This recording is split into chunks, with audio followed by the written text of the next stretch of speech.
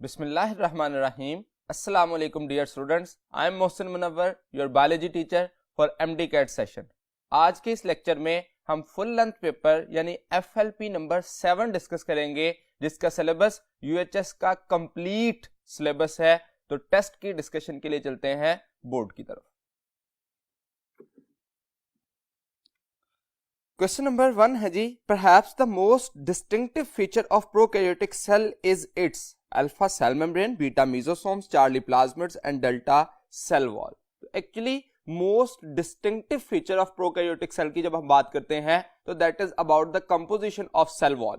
Cell wall की composition देखें तो प्लांट सेल और फंगल सेल या जो बैक्टीरियल सेल है उसमें डिफरेंट कंपोजिशन होती है। जैसा कि बैक्टीरियल सेल वॉल में पेप्टाइडोग्लाइकन या इसी को म्यूरिन का नाम दिया जाता है, और प्लांट सेल में सेलुलोज और फंगल सेल में काइटिन, जबकि एनिमल सेल में सेल वॉल एब्सेंट होती है। तो यहां पे हमें मोस्ट डिस्टिंक्टिव फीचर की बात की। जब हम कंपैरिजन ऑफ प्रोकैरियोटिक और यूकैरियोटिक सेल का डिफरेंस या कंपैरिजन पढ़ते हैं तो उसमें यह बात कही गई कि most distinctive feature of the prokaryotic cell is its cell wall composition. So right option will be delta.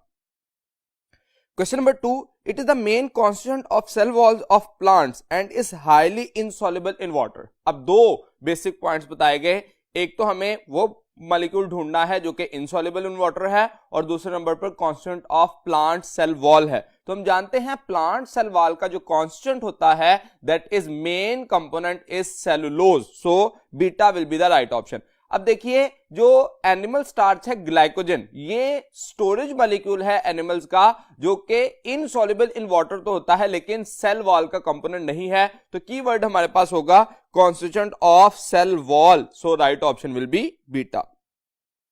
Question number 3, cell wall structure of a cell of unknown origin was studied and found to contain polysaccharide chain linked with short chain of amino acid. अब polysaccharide chain है और उसके साथ short linked amino acid chain है, मतलब peptidoglycan है।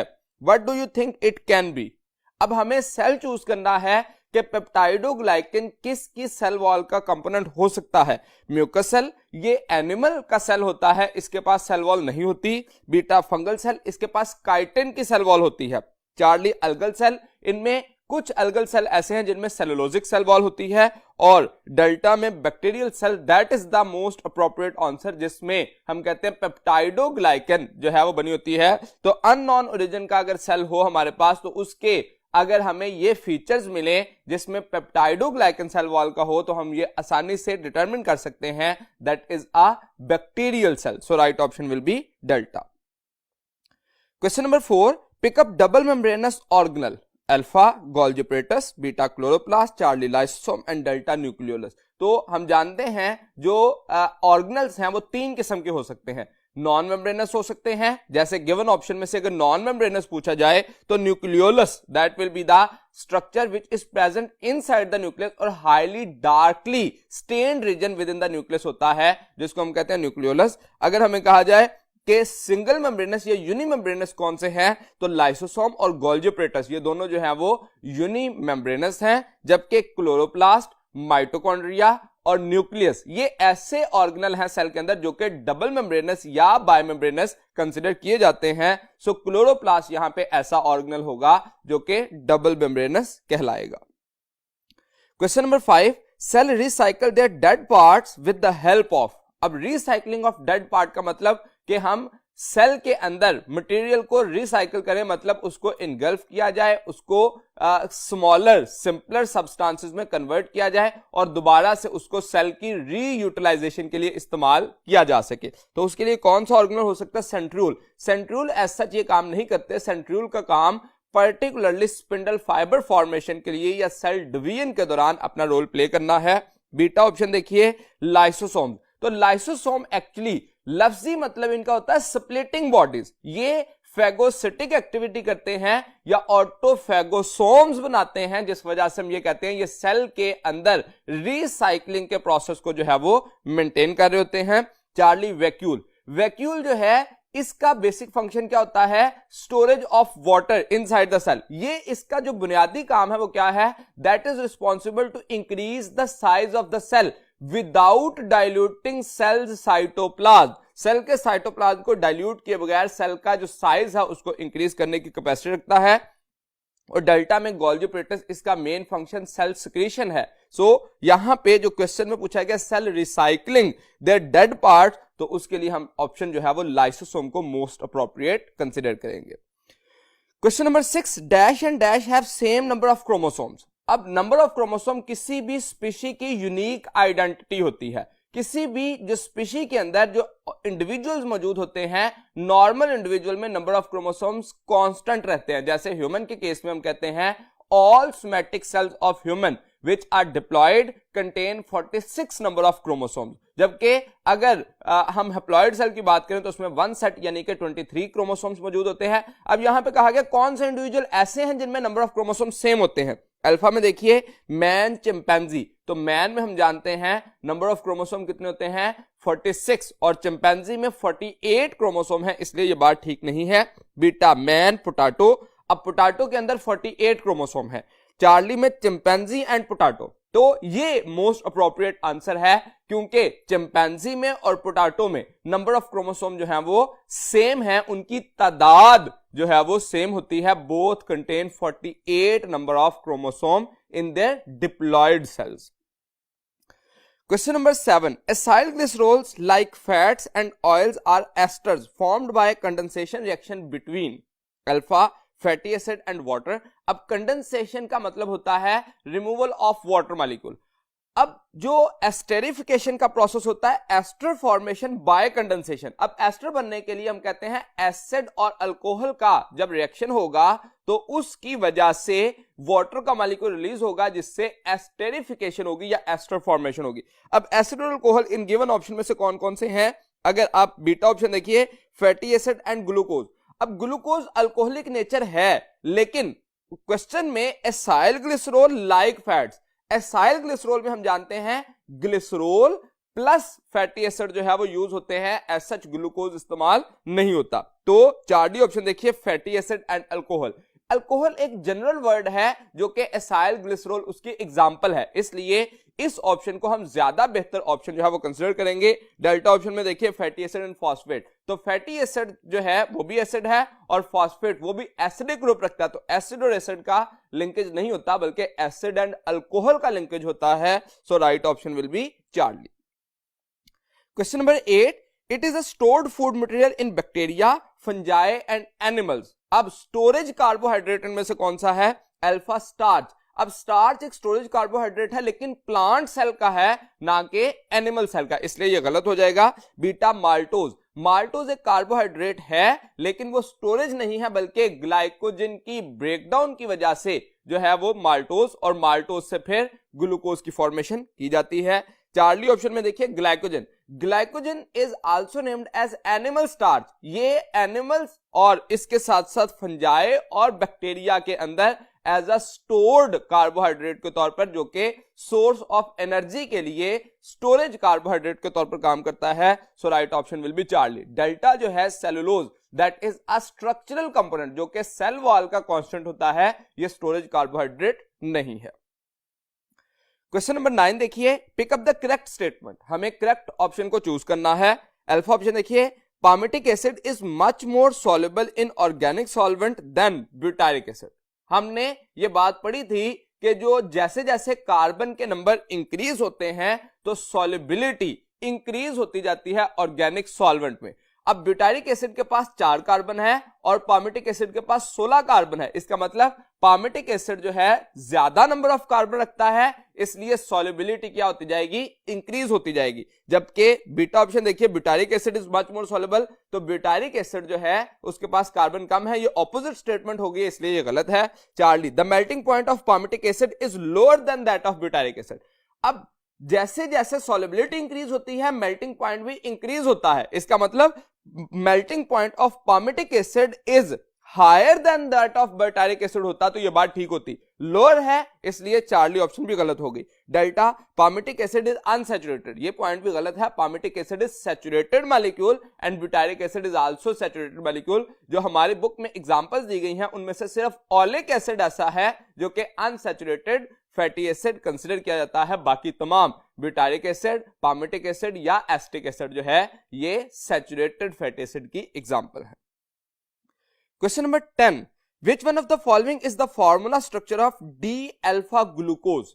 अब given option में आप देखिए तो कुछ डायग्राम जो है वो शो की गई हैं, इनमें से जो राइट ऑप्शन है वो ये अल्फा ऑप्शन में शो किया गया। अब इसमें हम डी ग्लूकोज और एल ग्लूकोज सबसे पहले ये कैसे चूज करते हैं, जब स्ट्रेट चेन होती है तो उसमें हम डी और L glucose position of hydroxyl group की बेस पे के राइट साइड पे है या लेफ्ट साइड पे है उस बुनियाद पे करते हैं। जब रिंग फॉर्मेशन हो जाती है तो जब हाइड्रोक्सिल ग्रुप जो है वो डाउनवर्ड हो एक्सेप्ट कार्बन नंबर 3, ये कहलाता है डी ग्लूकोज, और अगर हाइड्रोक्सिल ग्रुप जो है वो अपरवर्ड हो एक्सेप्ट कार्बन नंबर 3 तो उसको हम कहते हैं एल ग्लूकोज। सबसे पहले तो क्योंकि हाइड्रोक्सिल जो है कार्बन नंबर 2 का और 3 का ये डाउनवर्ड है, सबसे पहले तो ये बात हो गई।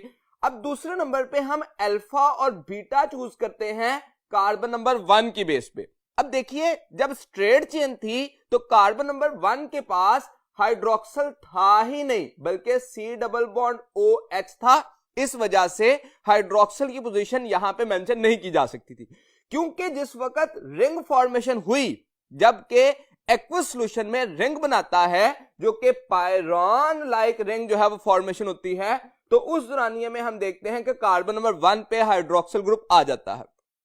अब इसको याद रखने का आसान तरीन तरीका क्या है, एक तो यह है कि अगर हाइड्रोक्सिल की पोजीशन बाकी हाइड्रोक्सिल की तरह हो एक्सेप्ट कार्बन नंबर 3, देखिए कार्बन नंबर 2 में भी हाइड्रोक्सिल डाउनवर्ड है, कार्बन नंबर 4 में भी हाइड्रोक्सिल डाउनवर्ड है, तो इसका मतलब यह हुआ कि हाइड्रोक्सिल क्योंकि डाउनवर्ड है सब में तो ये अल्फा है, और अगर हाइड्रोक्सिल की पोजीशन कार्बन नंबर 3 के अकॉर्डिंग हो अपवर्ड ऑपोजिट हो तो इसका मतलब ये बीटा है। पहली बात तो ये।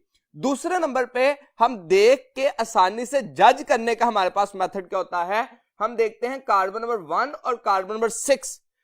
अगर कार्बन नंबर 6 पर जो CH2OH है वो क्योंकि अपवर्ड है और कार्बन का यहां पे भी हाइड्रोक्सिल अपवर्ड हो तो इसका मतलब ये बीटा होता है, और अगर इस कार्बन के ऑपोजिट लोकेशन हो हाइड्रोक्सिल की तो हम उसको अल्फा कहते हैं। ये देख के पहचानने का मेथड है, जो मैंने पहले मेथड बताया वो साइंटिफिकली यूज किया जाता है, लेकिन अगर हम आसानी से याद रखने के लिए अगर करें तो हम इस हाइड्रोक्सिल की इसके साथ पोजीशन को मैच कर सकते हैं। वरना याद रखिए कि हम ये देखते हैं कि कार्बन नंबर 1 का हाइड्रोक्सिल बाकी हाइड्रोक्सिल की अगर उसी पोजीशन में हो एक्सेप्ट कार्बन नंबर 3 तो हम उसको कहते हैं अल्फा, और अगर बाकी कार्बन के ऑपोजिट हो जाए एक्सेप्ट कार्बन नंबर 3 यानी कि कार्बन नंबर 3 की तरह हो जाए तो उसको हम कहते हैं बीटा। तो इन गिवन ऑप्शन में अल्फा ऑप्शन जो है वो डी अल्फा ग्लूकोज या ग्लूकोपाइरानोज जो कि रिंग फॉर्म को नाम दिया जाता है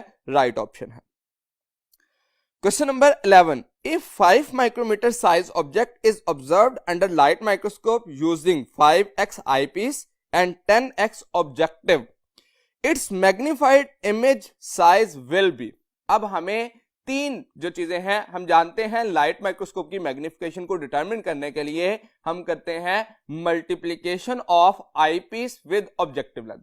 इसका मतलब यह हुआ कि जब हमने मैग्निफिकेशन को देखा तो 5x को मल्टीप्लाई किया 10x के साथ तो 50x वैल्यू आ गई multiplication of the light microscope की या मैग्निफिकेशन ऑफ लाइट माइक्रोस्कोप की। अब हमारे पास साइज ऑफ ऑब्जेक्ट 5 माइक्रोमीटर है तो इसका मतलब 50 के साथ इसको मल्टीप्लाई किया जाएगा, यानी कि तीनों वैल्यूज को मल्टीप्लाई किया जाएगा और उसकी वजह से हमारे पास वैल्यू आएगी दैट विल बी 250 माइक्रोमीटर। अब अगर ये वैल्यू चेंज की जाए या ये वैल्यू चेंज की जाए या ये चेंज की जाए, तीनों में से कोई भी चेंज की जाए, हमारे पास जो फाइनल वैल्यू आनी है इन तीनों वैल्यूज की मल्टीप्लीकेशन होगी। So right option will be 250 micrometer alpha. Question number 12, lipid metabolism is the function of alpha ribosome. Ribosome protein synthesis में इन्वॉल्व होते हैं, लिपिड मेटाबॉलिज्म में नहीं। बीटा पेरोक्सिसोम ये ऑक्सीडेशन के प्रोसेस में इन्वॉल्व हो रहे होते हैं, इसलिए ये भी नहीं है। चार्ली रफ एंडोप्लाज्मिक रेटिकुलम, ये भी प्रोटीन सिंथेसिस में इन्वॉल्व होते हैं और उसके साथ साथ सेल शेप को मेंटेन करने में समवट इनका रोल है। और डेल्टा ऑप्शन देखिए स्मूथ एंडोप्लाज्मिक रेटिकुलम। अब स्मूथ एंडोप्लाज्मिक रेटिकुलम ऐसा स्ट्रक्चर है जो कि drug detoxification, transport of material और तीसरे नंबर पर लिपिड मेटाबॉलिज्म में रिस्पॉन्सिबल होता है। So right option will be delta. Question number 13. The attachment of smaller and larger subunit of ribosomes is controlled by alpha mRNA, beta magnesium, Charlie ferric ion and delta tRNA। तो larger और smaller subunit कोई जो attachment है उसको जो है वो catalyse करता है या उस प्रोसेस को जो है मेंटेन करता है, that is a magnesium ion. So right option will be beta.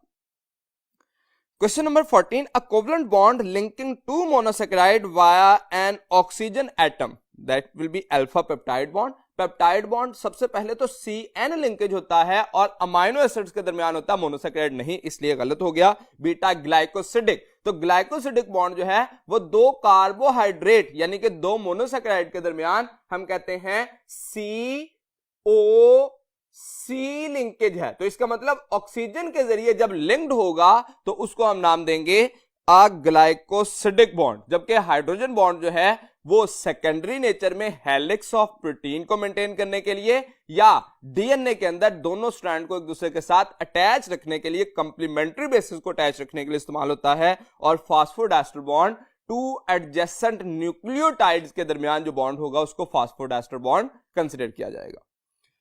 Question number 15. The acidic nature of the DNA is due to the, अब एसिडिक नेचर किस वजह से होती है? Alpha acidic nucleotide. अब जो न्यूक्लियोटाइड है उसके पास तीन कंपोनेंट होते हैं, एक राइबोस यानी कि पेंटोज शुगर है जो कि पॉजिटिव या नेगेटिव नहीं होती, दूसरे नंबर पे नाइट्रोजनस बेस और तीसरे नंबर पे फास्फोरिक एसिड।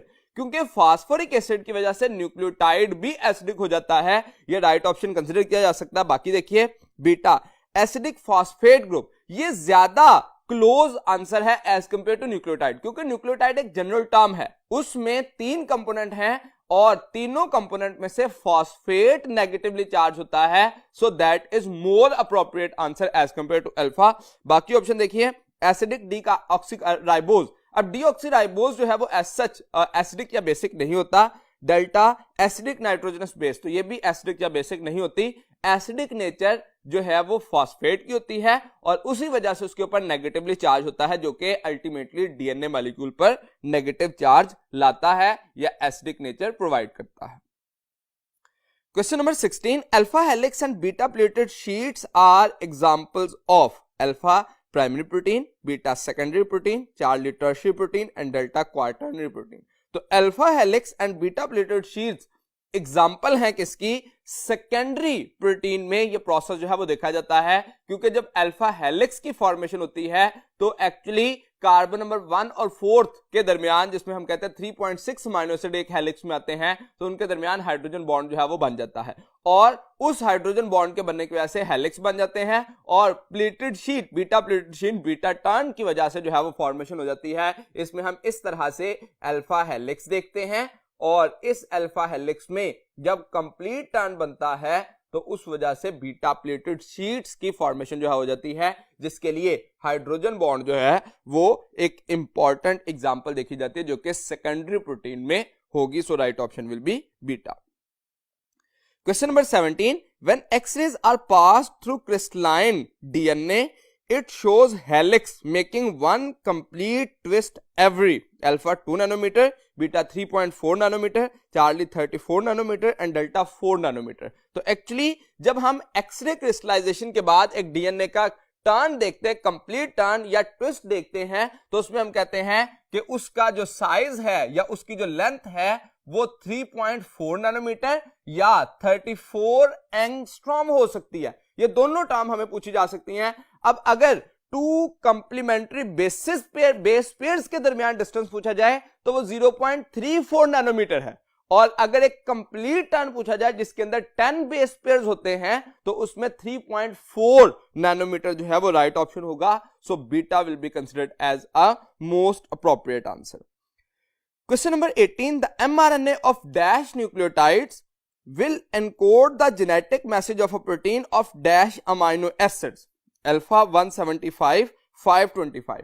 अब क्वेश्चन को जरा अंडरस्टैंड कीजिए, क्वेश्चन में बात क्या पूछी गई है कि हमारे पास कितने न्यूक्लियोटाइड होने चाहिए एक अमाइनो एसिड को कोड करने के लिए। हम जानते हैं 3 न्यूक्लियोटाइड जो हैं वो एक कोडॉन बनाते हैं जो कि एक अमाइनो एसिड को कोड करते हैं। अब अगर इसी रेशियो में देखें सिंगल अमाइनो एसिड कोड हो रहा है कोडॉन से जिसके पास 3 न्यूक्लियोटाइड होने चाहिए, और 3 न्यूक्लियोटाइड अगर एक अमाइनो एसिड के लिए है तो 175 अमाइनो एसिड के लिए जो थ्योरेटिकल जो न्यूक्लियोटाइड का सीक्वेंस है वो कितना होना चाहिए, that will be 175 will be multiplied with 3 to get the 525 nucleotide. तो इसका मतलब 525 nucleotide will encode the genetic message of protein of 175 amino acid. तो गिवन ऑप्शन में से डेल्टा में सीक्वेंस ठीक लिखा गया है क्योंकि पहले न्यूक्लियोटाइड लिखा गया है तो 525 होने चाहिए और बाद में अमाइनो एसिड है जो कि 175 अमाइनो एसिड जो है वो कोड करेंगे। So 175 amino acid are coded by 525 nucleotide, delta will be the right option. Question number 19, the property of water due to which it works as a temperature stabilizer and hence protect living organisms from sudden thermal changes is called alpha heat specific of vaporization। अब sudden thermal change से जो protect करता है वो heat capacity of water है या specific high capacity of heat या हम कह सकें कि specific heat capacity of water, that will be the right option. उसके मुकाबले में बाकी आप देखें कि जो सॉल्वेंट नेचर है पोलर नेचर है ये ऐसा सडन थर्मल चेंज से जो है वो प्रोटेक्ट नहीं करते। सो राइट ऑप्शन होगा beta high specific heat capacity of water जिसको हम कह सकते हैं। सो beta will be the right option. Question number 20, which one of the following is the optimum pH of pancreatic lipase enzyme alpha 7.60, beta 8.0, Charlie 9.00 and delta 9.70। अब ये हमारी book में एक ऑप्टिमम पीएच का टेबल दिया गया जिसमें से किसी भी एंजाइम से रिलेटेड जो है वो हमें पूछा जा सकता है कि इसकी ऑप्टिमम पीएच क्या है। यहां से 2-3 वे में क्वेश्चन पूछा जा सकता है। एक तो पूछा जा सकता है कि गिवन ऑप्शन में से highly acidic pH optimum pH कौन रखता है, इसी तरह से हाईली बेसिक ऑप्टिमम पीएच कौन रखता है, या हमें कहा जा सकता है कि न्यूट्रल पीएच पे कौन सा काम करता है, या स्पेसिफिकली पीएच देकर एंजाइम का नाम पूछा जा सकता है, या एंजाइम का नेम देकर पीएच जो है वो पूछी जा सकती है। तो ये डिफरेंट वेज हैं इस पार्ट में से क्वेश्चन पूछने के। तो यहां पे पैंक्रियाटिक लाइपेज के बारे में पूछा गया है, so delta will be the right option. Question number 21, which one is an example of nucleotide. अब अल्फा ऑप्शन में देखिए एडिनोसिन। एडिनोसिन जो है ये एक न्यूक्लियोसाइड है, बीटा एटीपी एडिनोसिन ट्राइफॉस्फेट ये एक न्यूक्लियोटाइड है। चार्ली में गवानिन ये एक नाइट्रोजनस बेस है और डेल्टा में एनएडी निकोटिनामाइड एडेनिन डाइन्यूक्लियोटाइड। अब ये न्यूक्लियोटाइड नहीं है डाइन्यूक्लियोटाइड है। अब क्वेश्चन में हमें कहा गया which one is an example of a nucleotide, एक न्यूक्लियोटाइड की एग्जांपल कौन सी है, या हमें कहा जा सकता है मोनोन्यूक्लियोटाइड चूज करें। तो एटीपी ट्राइफॉस्फेट तो रखता है लेकिन सिंगल न्यूक्लियोटाइड है, ये कंफ्यूज नहीं होना इससे। ट्राइफॉस्फेट का मतलब है 3 फॉस्फेट होना। एक न्यूक्लियोटाइड जो है वो मोनोफॉस्फेट के साथ भी हो सकता है, डाइफॉस्फेट के साथ भी और ट्राइफॉस्फेट के साथ। लेकिन डाइन्यूक्लियोटाइड का मतलब है 2 न्यूक्लियोटाइड जो है वो फॉस्फोडाइस्टर लिंकेज के जरिए एक दूसरे के साथ अटैच हो। सो NAD इज अ डाइन्यूक्लियोटाइड और ATP इज अ मोनोन्यूक्लियोटाइड या single nucleotide. So right option will be beta. Question number 22, the type of RNA ribonucleic acid that encode information from DNA and is translated into corresponding protein structure यानी कि amino acid sequence, alpha transfer RNA, beta ribosomal RNA, Charlie small nuclear RNA and delta messenger RNA। तो कौन सा जो ribonucleic acid है वो information encode करता है फ्रॉम डीएनए। तो डीएनए से जो आरएनए बनता है और आरएनए से प्रोटीन ट्रांसक्रिप्शन और ट्रांसलेशन प्रोसेस कहलाता है, और जिसके पास इंफॉर्मेशन होती है वो मैसेंजर आरएनए कहलाता है because it takes the message from DNA to form a protein molecule. So right option will be delta. Question number 23, name the inhibitors which can be neutralised by adding more substrate. Alpha irreversible inhibitors, beta permanent inhibitors, Charlie non competitive inhibitors and delta reversible inhibitors. तो अब यहां पे देखिए हमें question जो है वो पूछा गया है कि कौन सा इनहिबिटर जो है वो रिस्पॉन्सिबल होता है फॉर पर्टिकुलर प्रोसेस जो कि increasing the concentration of substrate से रिमूव किया जा सके, तो उसके लिए हम कहते हैं that is a reversible inhibitor. ऐसा इनहिबिटर होता है जिसको कंसंट्रेशन ऑफ सबस्ट्रेट जब बढ़ाते हैं तो रिमूव किया जा सकता है। So right option will be delta. जबकि नॉन कंपेटिटिव ठीक हो सकता है अगर रिवर्सिबल इनहिबिटर की ऑप्शन ना हो, क्योंकि जो रिवर्सिबल इनहिबिटर है वो दो तरह के हो सकते हैं, नॉन कंपेटिटिव या competitive inhibitor. So right option will be delta. Question number 24. Michelson and Stahl transferred few bacteria grown in N15 medium to N14 medium for replicating their DNA. What would be the result after 2 rounds of replication? Alpha 100% hybrid duplex. अब अगर मैं इस point को देखूं तो N15 medium में थे, उनको ग्रो किया N14 में। जब फर्स्ट राउंड ऑफ रेप्लिकेशन होगा तो एक पेरेंटल स्ट्रैंड होगा और एक न्यू स्ट्रैंड बनेगा जिसको हम डॉटर स्ट्रैंड कहेंगे। तो इसका मतलब फर्स्ट राउंड ऑफ रेप्लिकेशन के बाद 100% हाइब्रिड होंगे। अगर क्वेश्चन में हमें पूछा जाता कि after first round of replication, तो अल्फा राइट ऑप्शन होता। Beta 100% heavy duplex. 100% heavy duplex कब होंगे? बिफोर फर्स्ट राउंड, ये 100% हैवी डुप्लेक्स थे। Charlie option 50% hybrid duplex and 50% heavy duplex. अब 50% हाइब्रिड और 50% हाइब्रिड जो हाइब्रिड है वो नहीं बन सकते। वाई? बिकॉज हैवी डुप्लेक्स जो है उन्होंने ओपन अप होना था और एक उसके साथ लाइट डुप्लेक्स जो है, ये लाइट चेन आना जरूरी थी ताकि हाइब्रिड डुप्लेक्स बनते, इसलिए चार्ली नहीं हो सकता। और डेल्टा में 50% hybrid duplex and 50% light duplex. अब फर्स्ट राउंड ऑफ रेप्लिकेशन के बाद 100% हाइब्रिड बन गए, लेकिन जब सेकंड राउंड होगा तो अब एक्चुअली एक ये चेन जो है इससे सेपरेट हुई और एक न्यू स्ट्रैंड बन गया, इससे ये सेपरेट हुई और उसके साथ न्यू स्ट्रैंड बन गया। तो इसका मतलब एक हाइब्रिड बना और एक लाइट, इससे भी एक लाइट बना एक हाइब्रिड। इसका मतलब 50%, चार अगर स्ट्रैंड बने हैं, चार डुप्लेक्स बने हैं, तो 2 हाइब्रिड बनेंगे और 2 लाइट डुप्लेक्स बनेंगे। तो इसका मतलब 50% रेशियो जो है वो कंसीडर की जाएगी। सो गिवन ऑप्शन में से राइट होगी delta. Question number 25. A specialized non-transcribed structure that cap each end of chromosome is called. अब non-transcribed है और कैप पर मौजूद है, यानी कि एंड पर मौजूद है, टेल पर मौजूद है। So right option will be telomere. ये टेलोमर की डेफिनेशन है। So right is the delta. Question number 26. The 2 strands of the DNA molecules are alpha parallel and complementary. Parallel नहीं होते, एंटी पैरेलल होते हैं। बीटा ऑप्शन में anti parallel and complementary, that is the suitable option. बाकी option देखिए उसमें क्या गलती है। Charlie parallel and non complementary, ये टोटली ऑपोजिट है।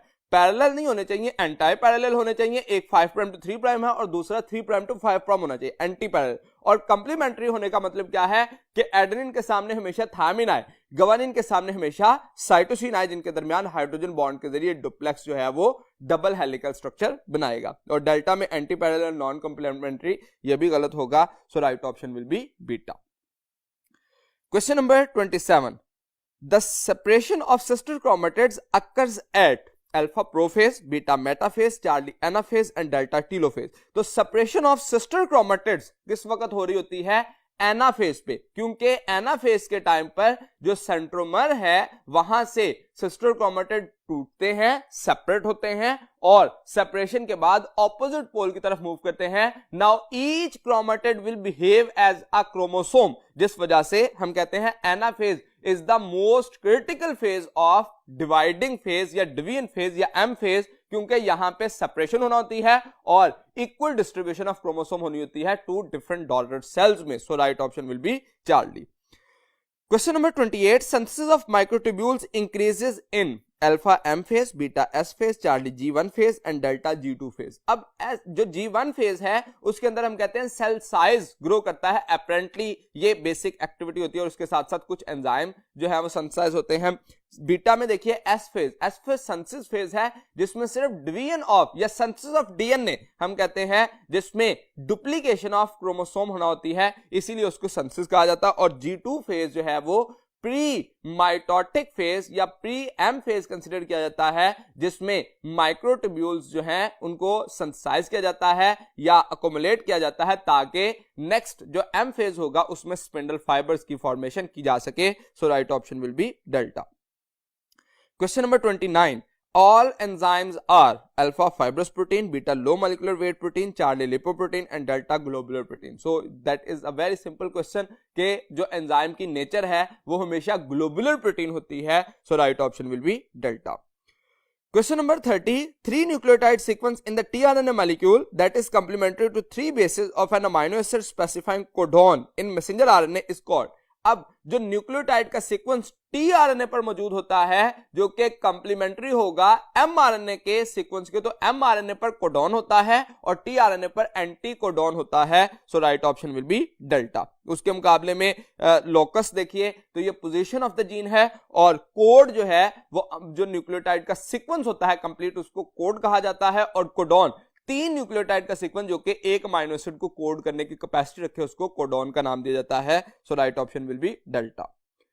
Question number 31. Pick up the longest phase of human cell cycle. Alpha G1 phase, beta S phase, Charlie G2 phase and delta M phase. तो longest phase की जब हम बात करेंगे तो that will be S phase जो कि 10 hours का होता है. उसके मुकाबले में जब हम G1 फेज कहते हैं तो ये सेकंड लॉन्गेस्ट फेज है जो कि ऑलमोस्ट 9 आवर्स का है और जो शॉर्टेस्ट फेज है वो M फेज है जो कि 30 मिनट्स का है और G2 फेज जो है वो इंटरफेज का शॉर्टेस्ट फेज होगा जो कि 4.5 आवर्स पर मुश्तमिल होता है. सो गिवन ऑप्शन में से बीटा मोस्ट सुटेबल ऑप्शन है. Question number 32. The viruses can reproduce alpha without invading any cell. अब वायरस जो है वो हमेशा होस्ट सेल एक्वायर करते हैं जिसमें उनको डिवीजन के लिए उनका होस्ट मेटाबॉलिक मशीनरी रिक्वायर्ड होती है. सो अल्फा गलत है. बीटा में बैक्टीरियल सेल, तो बैक्टीरियल सेल होस्ट सेल हो सकता है इसलिए ठीक है. चार्ली बाय माइटोसिस और डेल्टा बाय मियोसिस, तो इनमें डिवीजन माइटोसिस और मियोसिस के जरिए नहीं होती क्योंकि इनको होस्ट सेल की मेटाबॉलिक मशीनरी को इस्तेमाल करके अपने डीएनए को रेप्लिकेट करना होता है. इसलिए जो बीटा है that is most suitable option. Question number 33. Pick up an independent evolutionary units. Alpha kingdom, beta phylum, Charlie order and delta species. तो स्पीशीज इन गिवन ऑप्शन में से इंडिपेंडेंट एवोल्यूशनरी यूनिट है. वाई या कैसे independent evolutionary unit है? Actually जब हम species की बात करते हैं तो स्पीशीज एक नेचुरल यूनिट है, मैन मेड नहीं है. और उसके इंडिविजुअल जो हैं वो ऐसे ग्रुप ऑफ इंडिविजुअल होते हैं which can interbreed among themselves and reproduce to produce fertile offspring but remain reproductively isolated from all other such groups. अब रिप्रोडक्टिवली आइसोलेटेड रहना ये उनका नेचुरल प्रोसेस है जिसकी वजह से वो एक इंडिपेंडेंट एवोल्यूशनरी यूनिट बना सकते हैं. So right option will be delta. Question number 34. Which one of the following consist of only RNA. Alpha prion, ये ओनली प्रोटीन है या इन्फेक्शियस प्रोटीन है. बीटा वायरस और चार्ली वायरियन, ये मिच्योर इन्फेक्शियस वायरस जो कि प्रोटीन और nucleic acid यानी कि न्यूक्लियोप्रोटीन पर मौजूद होते हैं या न्यूक्लियोकैप्सिड भी उसको नाम दिया जाता है. और डेल्टा में वायरॉइड, ये ओनली आरएनए पर मुश्तमिल होते हैं या इन्फेक्शियस आरएनए कहलाते हैं. So right option will be delta. अब वायरॉइड का लफ्ज हमारी बुक के अंदर कहीं ऐसा मेंशन नहीं है लेकिन ग्लॉसरी जो है लास्ट पे चैप्टर्स में नहीं है, ग्लॉसरी में जो है वो ये बात मेंशन की गई है कि वायरॉइड जो है वो आरएनए पर मुश्तमिल होते हैं. Question number 35. Glycerate 3-phosphate in the presence of ATP and reduced NADP from light dependent stage is reduced to alpha 3 carbon compound, beta ribulose bisphosphate जो कि 5 carbon compound है, Charlie 3 carbon compound and delta 4 carbon compound and delta 6 carbon compound. अब Charlie में 4 carbon दे दिया गया, delta में 6 है और जो बीटा में 5 और अल्फा में 3 कार्बन कंपाउंड. तो अगर आप केल्विन साइकिल का प्रोसेस देखें तो उसमें हम जानते हैं ग्लिसरेट 3 फॉस्फेट को ग्लिसरैल्डिहाइड 3 फॉस्फेट में कन्वर्ट किया जाता है जिसके जरिए प्रोसेस जो है वो क्या कहलाता है, रिडक्शन, जो कि second phase of Calvin cycle है. तो इस रिडक्शन के प्रोसेस के लिए NADPH और ATP के मॉलिक्यूल जो है वो रिक्वायर्ड होते हैं. So right option will be alpha. Question number 36. In cyclic phosphorylation, the product is alpha ATP and oxygen. अब cyclic phosphorylation में ऑक्सीजन as such प्रोड्यूस नहीं होती. इस प्रोसेस के दौरान जो नॉन साइक्लिक फॉस्फोरिलेशन है उसमें हम ये कहते हैं कि वाटर का मॉलिक्यूल जो है वो टूटता है, सेपरेट करता है एट फोटोसिस्टम 2. तो इसलिए ये प्रोसेस जो है वो वहां पे नहीं देखा जाता. Beta ATP NADPH and oxygen तो NADPH जो है वो end of non cyclic phosphorylation पे हो रहा होता है, इसलिए ये भी बात गलत है। चार्ली 2 ATP एंड 2 NADPH, तो NADPH की फॉर्मेशन साइक्लिक में नहीं होती और डेल्टा में ATP। अब देखिए जो साइक्लिक फॉस्फोरिलेशन है वो हमेशा नॉन साइक्लिक की कन्वर्जन है। और क्यों कन्वर्जन है नॉन साइक्लिक की साइक्लिक में? जब सेल को एटीपी डेफिशिएंसी हो जाए और एटीपी के मॉलिक्यूल को बनाना चाह रहा हो तो उस वक्त पे सेल जो है वो अपने पास ये प्रोसेस जो है वो करता है और इसीलिए इसको कंसीडर किया जाता है कि only ATP will be produced at the time of cyclic phosphorylation. So right option will be delta. Question number 37, graph which shows effectiveness of absorbed light is called. अब इफेक्टिवनेस की बात की गई तो इफेक्टिवनेस जो है वो एक्शन स्पेक्ट्रम में आती है। अगर रिलेटिव अब्जॉर्प्शन ऑफ लाइट की बात की जाए तो अब्जॉर्प्शन स्पेक्ट्रम है, लेकिन जब अब्सॉर्ब्ड लाइट की इफेक्टिवनेस, उसका जो इफेक्ट है देखा जाए कि फोटोसिंथेटिक प्रोडक्ट कितनी बनी है, तो वो कहलाएगा action spectrum. So right option will be delta. Question number 38, in chemiosmosis the proton hydrogen, जिसको आयन कह सकते हैं, pumps moves from alpha stroma to lumen, beta stroma to cytoplasm, Charlie lumen to stroma. तो ये जो है वो most suitable option है ल्यूमन, यानी कि जो space between two membranes of chloroplast है उसको ल्यूमन फ्री स्पेस को कहा जाता है और ल्यूमन से स्ट्रोमा की तरफ प्रोटॉन को पंप किया जाता है जिसके जरिए एटीपी के मॉलिक्यूल जो है वो प्रोड्यूस होते हैं और इसमें एटीपीएज जो है वो एंजाइम इस्तेमाल होता है जिसके जरिए एटीपी को प्रोड्यूस किया जाता है। So right option will be Charlie lumen to stroma. Question number 39, in recent research indicates that more than dash compounds of tar of tobacco smoke are involved in causing cancer। तो ये हमारी book की line है जिसमें हम कहते हैं more than 10 compounds of tar जो है वो इन्वॉल्व होते हैं जो कि कैंसर काज कर सकते हैं। So right option will be delta. Question number 40, water and minerals moves down their concentration gradient through plasmodesmata to cell of cortex, endodermis, pericycle and the sap in the xylem cell. This is also known as the, अब question में keyword क्या है? That is through plasmodesmata, जो कि cytoplasmic junction होगा between two adjacent cell. तो जो cytoplasmic junction के जरिए मूवमेंट होती है that is called as a symplast pathway. उसके मुकाबले में हम एपोप्लास्ट पाथवे कहते हैं that is between two adjacent cell. दो सेल्स के दरमियान में अगर सेल वॉल के दरमियान से अगर मूवमेंट हो रही है तो उसको हम कहते हैं एपोप्लास्ट पाथवे, लेकिन जब वैक्यूल के जरिए ट्रांसमिशन हो तो उसको हम कहते हैं वैक्यूलर पाथवे। तो यहां पे राइट ऑप्शन होगा अल्फा सिम्प्लास्ट पाथवे, जो कि टू एडजेसेंट सेल के साइटोप्लाज्म के जरिए मूवमेंट हो रही है या प्लाज्मोडेस्माटा के जरिए मूवमेंट हो रही है। So right option will be alpha. Question number 41, functional group of chlorophyll A is. अब क्लोरोफिल ए या क्लोरोफिल बी का जो मॉलिक्यूलर फार्मूला है वो C55H72O5N4Mg है। अब H72O5N4Mg जो है उसमें हम कहते हैं CH3 और CHO का डिफरेंस होता है। CH3 का मॉलिक्यूल होता है in case of chlorophyll A और उसको रिप्लेस किया जाता है CHO के साथ in case of chlorophyll B. तो इसका मतलब बाकी सारा फॉर्मूला सेम रहता है, लेकिन CH3 जब आ जाता है तो हम कंसीडर करते हैं chlorophyll A. So right option will be alpha. जब CHO आ जाएगा तो वो क्लोरोफिल बी का फंक्शनल ग्रुप कंसीडर किया जाएगा क्योंकि CH3 रिप्लेस करता है CHO को। Question number 42, how many molecules of ATP would be utilized for phosphorylation of one glucose molecule during the first step of glycolysis? Alpha 2, beta 4, Charlie 1 and delta 3। अब question में हमें कहा गया glycolysis का जो फर्स्ट स्टेप है, तो first step के अंदर एक एटीपी का मॉलिक्यूल यूज होता है जिसके जरिए ग्लूकोज 6 फॉस्फेट में कन्वर्ट हो जाता है। हम जानते हैं ग्लाइकोलाइसिस जब कंप्लीट होती है तो उसमें 2 मॉलिक्यूल यूटिलाइज होते हैं और 4 एटीपी मॉलिक्यूल प्रोड्यूस होते हैं, जिसलिए नेट प्रोडक्ट ऑफ एटीपी जो है वो 2 कंसीडर की जाती है। लेकिन यहां पे क्वेश्चन 1 ग्लूकोज मॉलिक्यूल की जो फॉस्फोराइलेशन है वो कही गई एट फर्स्ट स्टेप। तो फर्स्ट स्टेप पर एक एटीपी यूज होता है, उसके बाद थर्ड स्टेप पर सेकंड एटीपी यूज होता है जिसके जरिए फ्रुक्टोज 6 फॉस्फेट जो है वो फ्रुक्टोज 1,6 बिसफॉस्फेट में कन्वर्ट होता है। So right option will be 1 Charlie। Question number 43, the opening of larynx is called alpha nostril, beta nares, Charlie glottis and delta epiglottis। तो जो ग्लोटिस है ये ओपनिंग कहलाती है और उसकी जो कवरिंग है वो कहलाती है epiglottis. So right option will be Charlie. Question number 44, pure water has maximum water potential which by definition is. Pure water का जो वाटर पोटेंशियल है वो 0 होता है, और जैसे जैसे वाटर पोटेंशियल इंक्रीज करता जाता है that will becomes negative. So right option होगा beta, that will be called as 0। Question number 45, low partial pressure of oxygen in tissues favors the dash of oxyhemoglobin, alpha dissociation, beta formation, Charlie stability and delta transformation। जैसे जैसे oxygen का partial pressure बढ़ेगा तो association या formation of oxyhaemoglobin जो है वो बढ़ेगी।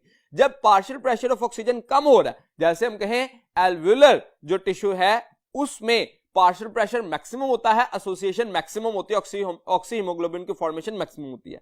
जैसे जैसे वहां से वो ऑक्सीहीमोग्लोबिन टिश्यू की तरफ मूव करती जाती है तो टिश्यू पे जाके जो कि ऑक्सीजन का पार्शियल प्रेशर कम हो जाता है तो डिसोसिएशन स्टार्ट हो जाती है, और वहां पे कार्बन डाइऑक्साइड कंसंट्रेशन ज्यादा होने की वजह से कार्बोक्सी हीमोग्लोबिन की फॉर्मेशन बढ़ जाती है। So right option will be alpha, dissociation of oxy haemoglobin हो जाएगी लोअर पार्शियल प्रेशर पे। Question number 46, the right atrioventricular valve is called alpha tricuspid valve. इसी को जो right side of the heart पर होता है उसको ट्राइकस्पिड का नाम ही दिया जाता है, यानी कि 3 कस्प होते हैं उसमें, बीटा में बाइकस्पिड। ये लेफ्ट एट्रियोवेंट्रिकुलर वाल्व होता है, और चार्ली में सेमिल्यूनर वाल्व कहा गया जो कि वेंट्रिकल को एओर्टा के साथ या पल्मोनरी आर्टरी के साथ जो है वो जोड़ने के लिए सेमिल्यूनर वाल्व जो है वो इस्तेमाल होता है। और डेल्टा मिट्रल वाल्व ये एक सेकंड नेम है बाइकस्पिड वाल्व का। सो राइट ऑप्शन होगा alpha. Question number 47, identify the A granulocyte, alpha neutrophil, beta basophil, charlie monocyte and delta eosinophil. तो ऐसा सेल हमने चूज करना है लिम्फोसाइट, जो हमारे पास व्हाइट ब्लड सेल है वो 2 तरह के हो सकते हैं, ए ग्रेन्युलोसाइट या ग्रेन्युलोसाइट। तो हम जानते हैं जो ग्रेन्युलोसाइट है वो 3 किस्म के हो सकते हैं, न्यूट्रोफिल जिसके लिए हमने कीवर्ड कहा था NEB। अब NEB जो है वो हम कीवर्ड चूज करते हैं किसके लिए, दैट इज फॉर ग्रेन्युलोसाइट, जिसको हम नैब, ये नैब NAB वाला नहीं है बल्कि NEB हमने एक शॉर्ट टर्म में याद रखने के लिए इसको यूज किया। और जो ए ग्रेन्युलोसाइट है उसके लिए हम ML जो है वो चूज करते हैं, जो कि एक दूसरे के ऑपोजिट है। जैसे नैब जो है वो PMLN के ऑपोजिट है, यहां पे हम नैब को ML के ऑपोजिट कंसीडर कर रहे हैं, मतलब ग्रेन्युलोसाइट जो है वो ए ग्रेन्युलोसाइट के लिए कंसीडर कर रहे हैं। ये मैंने एक जो है वो मजाक में बात कही, एज सच हम इसको वो उसमें कंसीडर नहीं करेंगे, पॉलिटिकल पॉइंट नहीं कर रहे।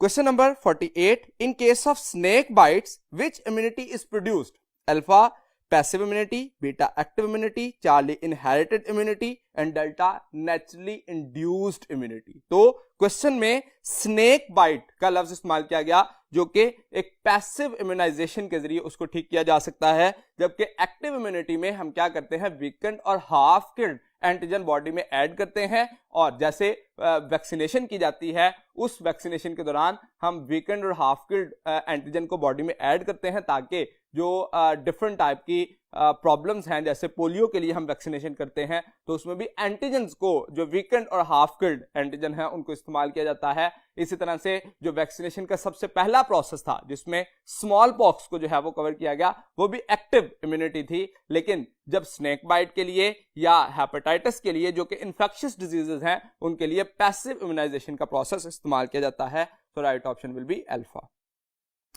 Question number 49, cell mediated immune response is given by alpha T lymphocytes, beta B lymphocyte। अब T lymphocyte जो है वो सेल मीडिएटेड रिस्पॉन्स देते हैं क्योंकि वो डायरेक्टली इन्वॉल्व होते हैं, जैसे जो ऑर्गन ट्रांसप्लांट किया होता है उसको भी डायरेक्टली डिस्ट्रॉय करने की कैपेसिटी रखते हैं, तो वो सेल मीडिएटेड रिस्पॉन्स है। लेकिन जब बी लिम्फोसाइट करेंगे तो बी लिम्फोसाइट जो है वो रिकॉग्नाइज करेंगे एंटीजन को और प्लाज्मा क्लोन्स बनाएंगे, और उन प्लाज्मा क्लोन से फर्दर जो स्ट्रक्चर बनेगा that will be called as a antibody, जो कि ह्यूमोरल रिस्पॉन्स जो है वो देते हैं। सो राइट ऑप्शन होगा alpha.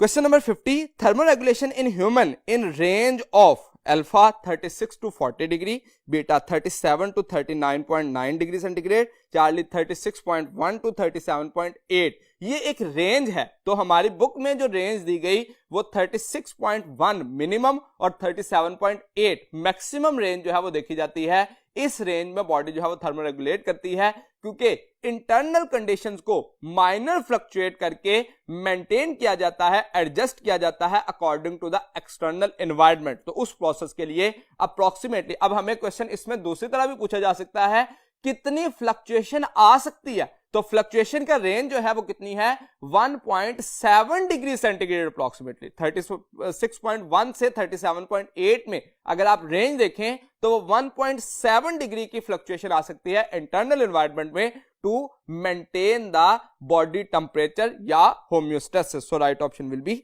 Charlie. Question number 51. A central cavity of the kidney where urine is collected after filtration is known as alpha ureter. Ureter जो है वो डक्ट है, एज सच स्ट्रक्चर नहीं है, या हम उसको कैविटी नहीं कह सकते। Beta pelvis, with in the kidney बात की जा रही है तो इसलिए वो पेल्विस होगी, क्योंकि पेल्विस में यूरिन जो है वो ड्रॉप बाय ड्रॉप जो है वो पोर किया जाता है और वहां से यूरेटर के जरिए आता है यूरिनरी ब्लैडर में। तो urinary bladder outside the kidney, वो भी एक कैविटी है लेकिन आउटसाइड द किडनी है आफ्टर द यूरेटर। लेकिन जब इनसाइड द किडनी बात की जाएगी तो pelvis is the most suitable option, beta. Question number 52. During muscle contraction कौन सा इवेंट होता है और कौन सा नहीं होता? ऑप्शन देखिए, अल्फा मायोसिन फिलामेंट शॉर्टन। अब फिलामेंट एज सच शॉर्टन नहीं होते, बल्कि बैंड शॉर्टन या अनअफेक्टेड हो सकते हैं। यह बात याद रखिए, फिलामेंट का साइज वही रहेगा लेकिन बैंड का साइज जो है या बैंड की जो नेचर है वो चेंज हो सकती है, इसलिए यहां पे फिलामेंट दिया गया, गलत है बात। बीटा ऑप्शन देखिए, Z line disappear, Z line come closer to each other, वो डिसअपियर नहीं हो सकती बल्कि एक दूसरे के करीब आ जाती है, ये भी गलत हो गई। चार्ली, एक्टिन फिलामेंट शॉर्टन, तो जैसे मैंने पहले बात कही, filament will remains same in size, उनकी वजह से बनने वाले जो बैंड है, आई बैंड और ए बैंड, ये डिस्टर्ब हो सकते हैं। जैसे आई बैंड जो है वो शॉर्टन हो जाता है, ये रिड्यूस हो जाता है, और A band will remains unaffected, इसलिए हम जो डेल्टा ऑप्शन है उसको मोस्ट सुटेबल ऑप्शन कंसिडर करेंगे। Question number 53. Sieve tube cells and companion cells communicate with each other through alpha gap junction, beta plasmodesmata, Charlie sieve pores and delta plasma lemma. तो जो दो sales एक दूसरे के साथ कम्युनिकेट करते हैं वो साइटोप्लाज्मिक जंक्शन होता है, जिसको प्लाज्मोडेस्माटा का लफ्ज इस्तेमाल किया था। उसके मुकाबले में प्लाज्मा लेमा जो है वो जनरल नेम सेल मेम्ब्रेन के लिए इस्तेमाल किया जाता है। और गैप जंक्शन एज सच जो दो सेल्स के दरमियान जंक्शन हो और साइटोप्लाज्मिक कनेक्शन ना हो, जैसे कि हम कहें दो न्यूरॉन्स के दरमियान जो जंक्शन होता है साइनैप्स बनने के लिए, उसको गैप जंक्शन कहा जा सकता है, क्योंकि साइटोप्लाज्मिक कनेक्शन नहीं है। जब साइटोप्लाज्मिक कनेक्शन बन जाएगा तो उसके लिए वर्ड इस्तेमाल करेंगे plasmodesmata. So right option will be beta. Question number 54. One complete heart beat consist of one systole and one diastole and last for about alpha 0.8 second, beta 0.2 second, Charlie 0.4 second and delta 0.5 second. तो एक heart beat जो है वो approximately 0.8 second में complete होती है, इसीलिए हम कहते हैं कि जो 1 मिनट है उसमें अप्रोक्सीमेटली 72 टाइम्स हार्ट जो है वो बीट करता है। तो अगर आप 0.8 सेकंड पे एक हार्ट बीट रखें तो 60 सेकंड जो है वो 72 टाइम्स जो है वो बीट के लिए रिक्वायर्ड होते हैं। So right option will be alpha. Question number 55. When water content in body becomes high, what will happen? अब बॉडी के अंदर वाटर कंटेंट ऑलरेडी ज्यादा है, तो इसका मतलब कंसंट्रेटेड यूरिन बनाने की जरूरत नहीं है, डाइल्यूट यूरिन जो है वो प्रोड्यूस किया जाएगा। तो एडीएच जो है ये कंसंट्रेटेड यूरिन बनाने के लिए रिक्वायर्ड होता है। मतलब बॉडी के अंदर अगर वाटर कंटेंट कम हो तो वाटर को कंजर्व किया जाता है bye formation of concentrated urine. तो इसका मतलब जिस वक्त वाटर कंटेंट बॉडी में कम होंगे तो उस वक्त वाटर को कंजर्व करने के लिए मैक्सिमम एडीएच प्रोड्यूस किया जाएगा। लेकिन जिस वक्त वाटर कंटेंट ऑलरेडी ज्यादा है तो इसका मतलब अब एडीएच रिक्वायर्ड नहीं है, डाइल्यूट यूरिन जो है वो प्रोड्यूस किया जा सकता है। सो अल्फा ऑप्शन देखिए, release of ADH will be inhibited, तो ये राइट ऑप्शन है। जब वाटर कंटेंट ज्यादा है तो एडीएच प्रोड्यूस करने की जरूरत नहीं है। बीटा में ADH will be release in large amount. अब एडीएच को लार्ज अमाउंट में प्रोड्यूस करने की जरूरत नहीं है क्योंकि वाटर को कंजर्व करने की भी जरूरत नहीं है। चार्ली ऑप्शन देखिए, एल्डोस्टेरोन विल बी रिलीज्ड। अब एल्डोस्टेरोन जो है वो सोडियम की रीअब्जॉर्प्शन के लिए काम कर रहा होता है, उसका एज सच वाटर के कंटेंट हाई या ज्यादा कम होने से जो है वो रोल नहीं है। क्या डेल्टा ऑप्शन देखिए, anterior pituitary will produce ADH. तो एंटीरियर पिट्यूटरी से एडीएच प्रोड्यूस नहीं होता, बल्कि एडीएच जो है वो पोस्टीरियर लोब ऑफ पिट्यूटरी से प्रोड्यूस होता है, इसलिए ये भी बात जो है वो गलत होगी। सो राइट ऑप्शन होगा release of ADH will be inhibited. Question number 56, blood passing through glomerulus is filtered into alpha glomerulus. अब ग्लोमेरुलस जो है वो नेटवर्क ऑफ कैपिलरीज है, जहां से फिल्टर्ड मटेरियल निकल के एक कैप्सूल में आएगा जिसको नाम दिया जाता है बाउमैन्स कैप्सूल। तो इसका मतलब that will be filtered into the Bowman's capsule. अगर यहां पे क्वेश्चन होता the blood passing through glomerulus is filtered by, तो बाय जो है वो हम कहते हैं ग्लोमेरुलस, क्योंकि ग्लोमेरुलस नेटवर्क ऑफ कैपिलरीज है और यहां से फिल्ट्रेशन होनी है और फिल्टर मटेरियल ने आ जाना है बाउमैन्स कैप्सूल में। So right option will be charlie. जबकि लूप ऑफ हेनले में और प्रॉक्सिमल ट्यूब में यहां पे रीअब्जॉर्प्शन होती है, फिल्ट्रेशन नहीं होती। So right option will be Charlie. Question number 57, a muscle is attached to a bone by means of. Muscle to bone attachment जो है उसके लिए हम वर्ड इस्तेमाल करते हैं टेंडन, और बोन टू बोन अटैचमेंट के लिए जो कनेक्टिव टिश्यू होता है उसको हम कहते हैं ligament. So right option will be beta. Question number 58, how many sodium ions are pumped out in response to 2 potassium ion transported into the membrane. अब ये प्रोसेस सोडियम आउटवर्ड मूवमेंट और potassium inward pumping के जरिए जब हो रहा है, तो ये रेस्टिंग मेम्ब्रेन पोटेंशियल को मेंटेन कर रहा है, जो कि सोडियम पोटेशियम पंप के जरिए होता है, और उसमें हम जानते हैं 3:2 होती है। यानी कि जब सोडियम के मॉलिक्यूल 3 मूव करेंगे तो पोटेशियम 2 जो है वो इनसाइड मूव करते हैं। So 3 sodium ions will be pumped out to get the 2 potassium ion inward या inside the neuron. So right option will be beta. Question number 59, it is an involuntary action. हमें involuntary action given option में से choose करना है reflex action. Reflex action is an involuntary action, जबकि जो eating, bathing and walking ये तीनों जो है वो वॉलंटरी एक्शन है, जो कि अंडर आवर विल है या अंडर आवर कंट्रोल है। तो इसका मतलब ये हुआ कि reflex action is an involuntary action. अब वॉकिंग दिया गया है, स्लीप वॉक नहीं, यानी कि कुछ लोग जो है वो नींद में चलते हैं, वो कंडीशन जो है वो और है, लेकिन जो जनरल हम वॉकिंग की बात करते हैं वो एक्चुअली हमारी वॉलंटरी एक्शन है। हम अपनी मर्जी से जो है वो चलते हैं, अपनी मर्जी से बात कर सकते हैं या अपनी मर्जी से ईटिंग खाना खा सकते हैं। Question number 60, the calcium ions released during a muscle fibre contraction attach with. अब जो कैल्शियम आयन है वो किसके साथ अटैच करेगा? एक्टिन के साथ करेगा, मायोसिन के साथ करेगा, ट्रोपोमायोसिन के साथ या ट्रोपोनिन के साथ। तो थर्ड सब यूनिट ऑफ ट्रोपोनिन जो है that has the receptor to attach the calcium ion, और उस कैल्शियम आयन की अटैचमेंट की वजह से active site of actin expose होती है, जहां पे हेड ऑफ मायोसिन जो है वो क्रॉस ब्रिज बनाने की कैपेसिटी रखता है। तो इसका मतलब जो अल्फा है वो troponin, that will be the right option. Question number 61, which hormone in human body is antagonistic to insulin? Alpha thyroxine, beta cortisol, Charlie calcitonin and delta aldosterone। तो इंसुलिन का काम क्या है? ब्लड ग्लूकोज लेवल को lower करना, जबकि जो cortisol है इसका काम क्या है? ब्लड ग्लूकोज लेवल को इंक्रीज करना। तो इसका मतलब ये दोनों एक दूसरे के एंटागोनिस्टिक काम करते हैं। जो डायरेक्ट एंटागोनिस्टिक कार्य होते हैं वो इंसुलिन एंड ग्लूकागोन है, क्योंकि ग्लूकागोन यहां पे गिवन ऑप्शन में नहीं है, तो इसलिए कॉर्टिसोल जो है वो ज्यादा सुटेबल ऑप्शन कंसिडर किया जाएगा। Question number 62, a hormone that controls closure of stomata in response to water stress is alpha auxin, beta gibberellins, Charlie abscisic acid and delta ethene. अब ये प्लांट हार्मोन या plant regulators में से question है, तो different function जो है वो बताए गए, जिसमें से जो opening and closure of stomata का प्रोसेस जो है उसको वाटर स्ट्रेस के दौरान जो है वो मेंटेन करता है, क्लोजर प्रोसेस को, that is called as a abscisic acid. So right option will be Charlie. Question number 63, it is a haploid structure. हमें गिवन ऑप्शन में से हैप्लॉइड सेल या स्ट्रक्चर चूज करना है। अल्फा ओगोनियम ये डिप्लॉइड है, beta spermatogonium ये भी डिप्लॉइड है, और चार्ली प्राइमरी ओसाइट। अब प्राइमरी ओसाइट जो है वो ओगोनियम की माइटोसिस से बनता है, जिसकी मियोसिस 1 की वजह से सेकेंडरी ओसाइट बनना है। तो सेकेंडरी ओसाइट या सेकेंडरी स्पर्मेटोसाइट ये ऐसे स्ट्रक्चर होंगे जो कि मियोसिस 1 की प्रोडक्ट हैं, और मियोसिस 1 की प्रोडक्ट ही एक्चुअली हैप्लॉइड कंसिडर की जाती है। So right option will be delta. Question 64, the hormone which causes ovulation is alpha progesterone, beta FSH, charlie LH and delta oestrogen. तो कौन सा हार्मोन जो है ओव्यूलेशन काज करता है? तो ओव्यूलेशन जो है वो एलएच ल्यूटिनाइजिंग हार्मोन इसको नाम दिया जाता है, जो कि रिमूवल ऑफ ओवम और रिमेनिंग स्ट्रक्चर जो है वो कार्पस ल्यूटियम बन जाता है, जिसको रप्चर्ड फॉलिकल भी कहा जाता है। So right option will be Charlie.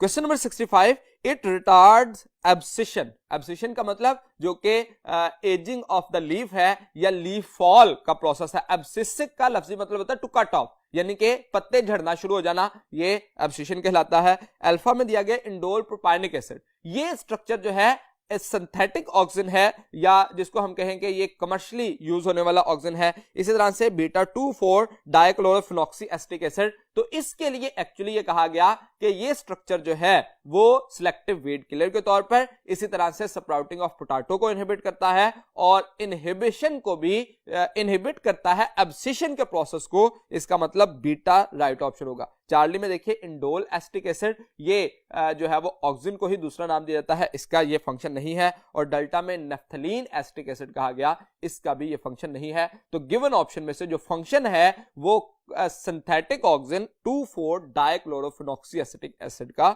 ये फंक्शन कंसीडर किया जाएगा। Question number 66, second meiotic division in oocyte is completed alpha when ovum is discharge from the ovary. तो वहां पे सेकेंडरी oocyte की फॉर्म में ही होता है और मेटाफेज 2 पर जो है वो मौजूद होता है। इसकी मेटाफेज 2 से मियोसिस 2 कंप्लीट होती है। जिस वक्त फर्टिलाइजेशन होगी तो इसका मतलब ये हुआ कि राइट आफ्टर ओव्यूलेशन फर्टिलाइजेशन नहीं हो जाती, वो प्रॉक्सिमल पार्ट ऑफ ओविडक्ट में जाकर फर्टिलाइजेशन होना होती है, इसलिए ये गलत हो गया। Beta before the onset of menstruation, तो मेंस्ट्रुएशन तो तब होनी है जब फर्टिलाइजेशन हुई नहीं, तो इसका मतलब ये भी गलत है। Charlie when oocyte is fertilized by ovum, ये मोस्ट अप्रोप्रिएट आंसर कंसीडर किया जाएगा, क्योंकि जिस वक्त फर्टिलाइजेशन होगी तो फर्टिलाइजेशन के बाद सेकेंडरी oocyte जो है वो अपनी मेटाफेज 2 से निकल जाएगा और मियोसिस 2 का प्रोसेस कंप्लीट कर लेगा और सेकंड पोलर बॉडी उससे रिलीज हो जाएगी और वो फर्टिलाइज्ड एग या जाइगोट कहलाएगा, जिसकी फर्दर क्लीवेज स्टार्ट हो जाएगी। डेल्टा जस्ट बिफोर फर्टिलाइजेशन, तो जस्ट बिफोर नहीं बल्कि फर्टिलाइजेशन होने के फौरन बाद ये प्रोसेस जो है वो कंप्लीट होगा। So right option will be Charlie. Question number 67, pick up an example of discontinuous variation. अब डिसकंटिन्यूअस में ऑब्वियस डिफरेंस होता है या डिस्क्रीट वैल्यूज जो है वो देखी जाती हैं। अल्फा में देखिए जेंडर, तो जेंडर या तो मेल हो सकता है या फीमेल हो सकता है, इसका मतलब डिस्क्रीट है वैल्यू। बीटा हाइट, हाइट जो है वो डिस्क्रीट नहीं है बल्कि ये कंटिन्यूअस वेरिएशन है, क्योंकि हम देखते हैं अप्रोक्सीमेटली 4 फीट हाइट से 7 फीट हाइट तक हमें वेरिएबल जो है वो वैल्यूज मिलती हैं और बाजुकात हमें 2 डिफरेंट इंडिविजुअल में जिनमें 1 इंच या इससे भी कम डिफरेंस होता है या 1 सेंटीमीटर या 1 मिलीमीटर तक इवन के हाइट में डिफरेंस होता है, जिसको हम आसानी से डिफरेंशिएट नहीं कर पाते। इसका मतलब वो कंटिन्यूअस वेरिएशन है। इसके साथ साथ चार्ली देखिए फुट लेंथ, ये भी कंटिन्यूअस वेरिएशन है और डेल्टा वेट, ये भी कंटिन्यूअस वेरिएशन है। हम देखते हैं 40 kg वेट से 100 प्लस तक वेट जो है वो हो सकता है और विद इन ग्राम्स डिफरेंस हो सकता है। इसका मतलब जो डिसकंटिन्यूअस वेरिएशन है that is a gender. Question number 68, chance of a cross over between 2 loci is directly proportional to their. अब क्रॉसिंग ओवर का प्रोसेस का चांस जो है वो किस पे डायरेक्टली प्रोपोर्शनल है? अल्फा थिकनेस, तो लोकस की थिकनेस एज सच नहीं होती बल्कि उसमें जीन का साइज जो है वो मैटर करता है। Beta width, Charlie length and delta distance, तो डिस्टेंस जो है वो 2 लोसाई के दरमियान ये डायरेक्टली प्रोपोर्शनल होता है क्रॉसओवर के, यानी कि जितना ज्यादा डिस्टेंस है उतना क्रॉसिंग ओवर का चांस ज्यादा है और जितना डिस्टेंस कम है क्रॉसओवर होने का चांस जो है वो उतना मिनिमम है। So right option will be delta distance between 2 loci.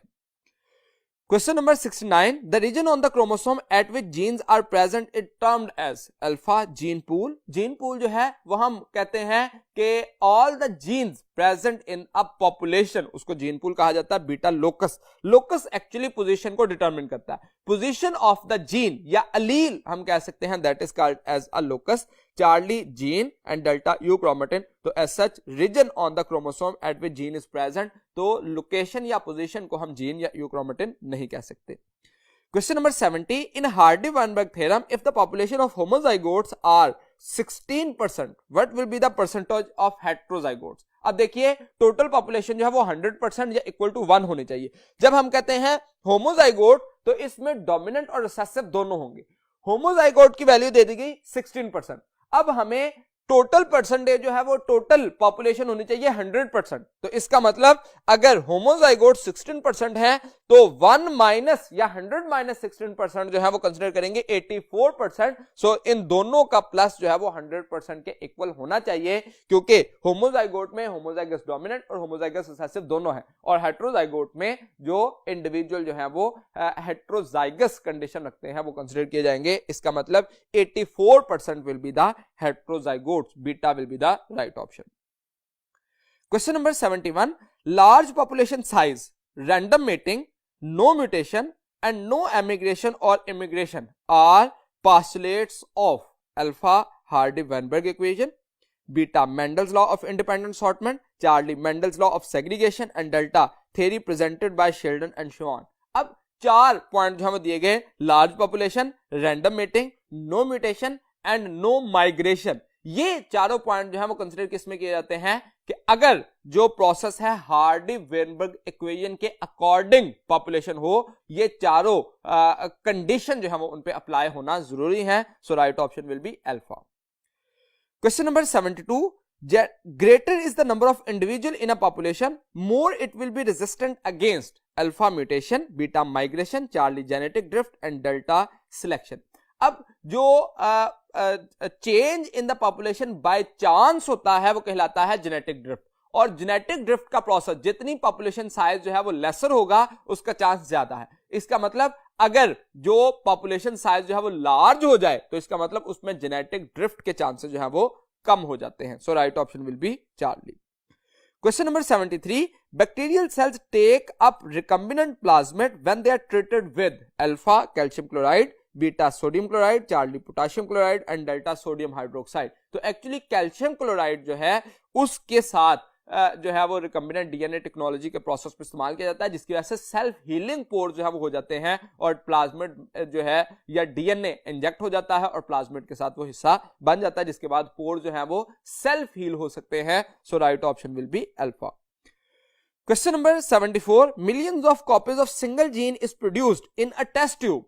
Alpha asexual reproduction, beta PCR. अब टेस्ट ट्यूब जो है वो कीवर्ड है जिसमें हम मिलियंस ऑफ कॉपीज प्रोड्यूस कर सकते हैं पॉलीमरेज चेन रिएक्शन के जरिए, जो कि टेस्ट ट्यूब में होना होती है।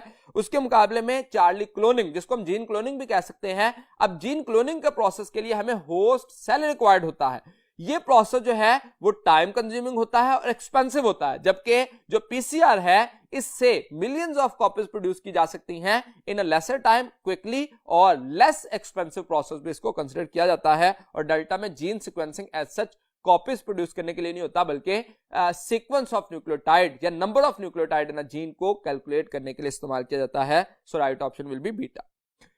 Question number 75. Dash is the first heat stable component used in PCR, यानी कि हीट इनसेंसिटिव या थर्मोस्टेबल भी उसको हम कह सकते हैं। Alpha tag isomerase, beta tag helicase, Charlie tag polymerase और डेल्टा में टैग एसएसबी। अब बाकी सारे जो हैं वो थर्मस एक्वेटिकस के यूज नहीं किए जाते। एसएच आइसोमरेज, हेलिकेज या एसएसबीपी, ये तीनों स्ट्रक्चर पीसीआर में रिक्वायर्ड ही नहीं होते। पीसीआर में सिर्फ एक ही एंजाइम रिक्वायर्ड होता है and that is a tag polymerase. Thermus aquaticus bacteria से हासिल किया जाता है, और ये बैक्टीरिया क्योंकि 120 डिग्री सेंटीग्रेड तक अप्रोक्सीमेटली सर्वाइव कर सकता है, इसलिए इसका एंजाइम जो है उसकी ऑप्टिमम पीएच भी ज्यादा होती है, इसलिए ये हीट इनसेंसिटिव या थर्मोस्टेबल एंजाइम कंसिडर किया जाता है।